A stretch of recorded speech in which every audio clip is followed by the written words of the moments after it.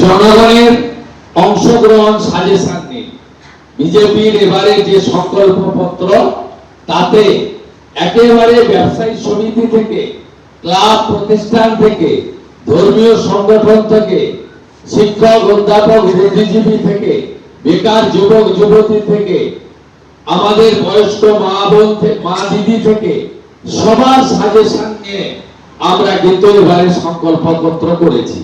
আপনারা সুপরামর্শ এবং একটু সময় নবগঠিত বিজেপি সরকারকে দেবেন এই প্রার্থনা করব।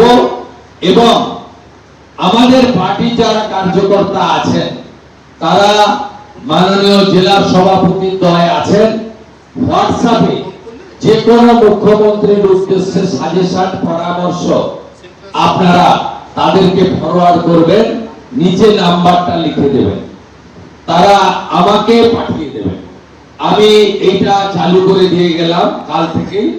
আপনারা যে কোনো সাজেশন অরুণ মন্ডল অথবা হিলের প্রেসিডেন্ট অথবা আমাদের জলপাইগুড়ির প্রেসিডেন্টকে পাঠাবেন, নিচে ডেজিগনেশন এবং ফোন নাম্বারটা দিয়ে দেবেন। আমার কাছে পৌঁছে তো যাবেই, আমার অফিস থেকে আপনি ফিডব্যাকও পাবেন। সাধারণ মানুষ তারা পরামর্শ দিতে পারবেন এবং তার উপায়ও কিন্তু বলে দিলেন শুভেন্দু অধিকারী। জনগণের পরামর্শ নিয়ে রাজ্যের সরকার চলবে, এই প্রতিশ্রুতি তিনি আজকে দিলেন। নবগঠিত বিজেপি সরকারকে একটু সময় দেওয়া হোক, সবেমাত্র 2 সপ্তাহ নতুন সরকার গঠিত হয়েছে। শুভেন্দু অধিকারী বলছেন হোয়াটসঅ্যাপে জেলা বিজেপি সভাপতিদের মুখ্যমন্ত্রীকে দেওয়া সাজেশন ফরওয়ার্ড করতে, সেখানে যেন ডেজিগনেশনের উল্লেখ থাকে।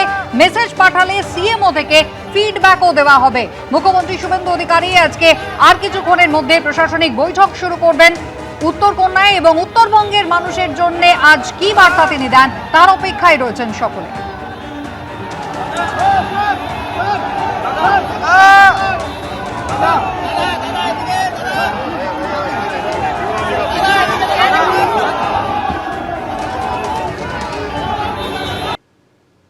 সপ্তম বেতন কমিশনে নতুন বেতন কাঠামো ঘোষণার আগে সমতা আনতে হবে কেন্দ্র রাজ্য ডিএর মধ্যে।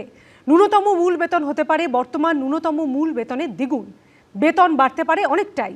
আর এ নিয়ে সরকারি কর্মচারীদের মধ্যে খুশির হাওয়া। নির্দিষ্ট সময়ে বকেয়া ডিএ মেটানো নিয়েও আশাবাদী তারা।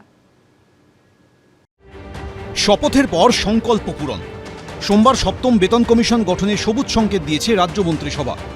মন্ত্রিসভার দ্বিতীয় বৈঠকে বড় সিদ্ধান্ত নিয়েছে শুভেন্দু অধিকারীর সরকার। কর্মচারীদের বেতন কাঠামো সংশোধনের লক্ষ্যে সপ্তমতম রাজ্য বেতন কমিশনের গঠন হবে। ওটা দেখুন, সময়টা খুব কম এবং কাজটা অনেক বেশি। ডিএ বা অন্যান্য বিষয় অত্যন্ত গুরুত্বপূর্ণ এবং গ্র্যাজুয়ালি সেটা আলোচনা হবে। কেন্দ্রীয় সরকারি কর্মচারীরা বর্তমানে 60% হারে ডিএ পান।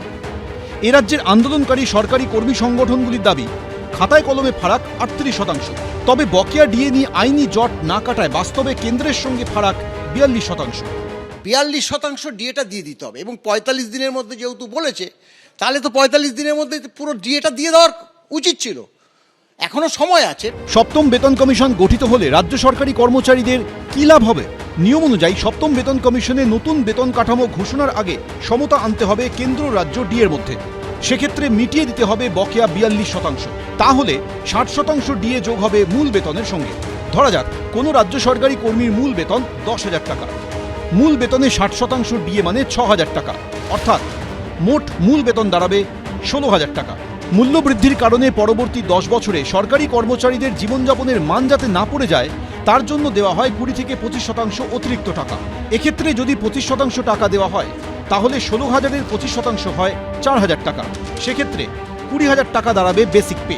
অর্থাৎ নতুন বেতন কমিশনে রাজ্য সরকারি কর্মীদের ন্যূনতম মূল বেতন হতে পারে বর্তমান ন্যূনতম মূল বেতনের দ্বিগুণ। রাজ্য সরকার বর্তমানে বেসিক পের ওপর 12% ঘর ভাড়া দেয়। 20,000-এর 12% হয় 2,400 টাকা।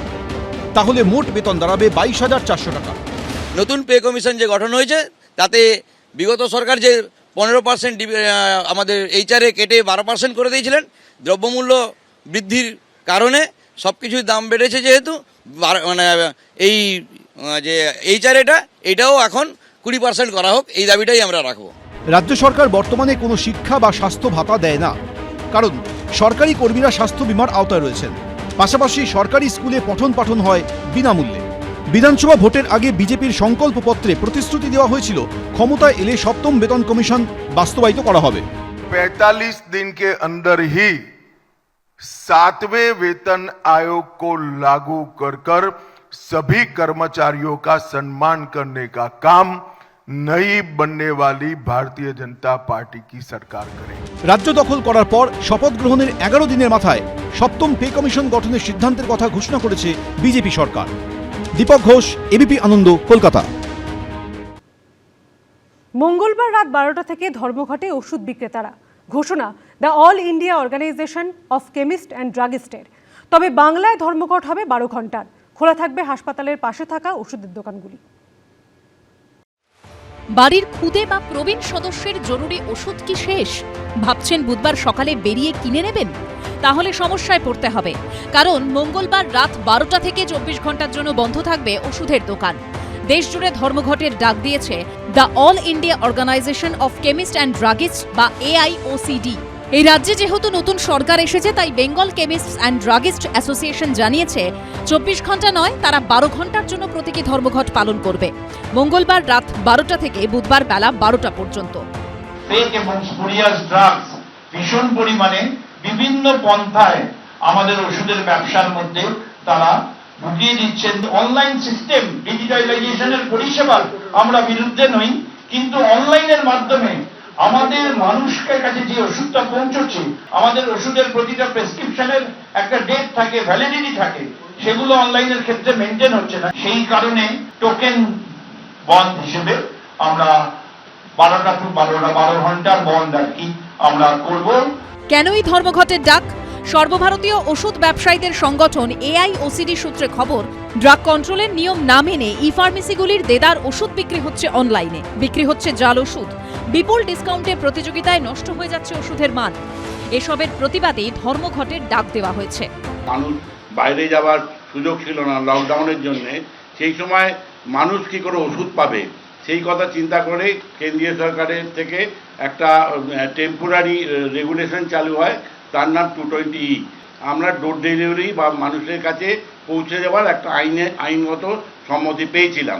আইনটা ইউজ করে কিছু MNC হাউস বলুন থেকে শুরু করে বিভিন্ন ভুই পড়া কিছু অনলাইন আছে যারা কিন্তু এখনও ওই ডোর ডেলিভারি করছে, যে এই রুলটা যেন খুব তাড়াতাড়ি উইথড্র করা হয়।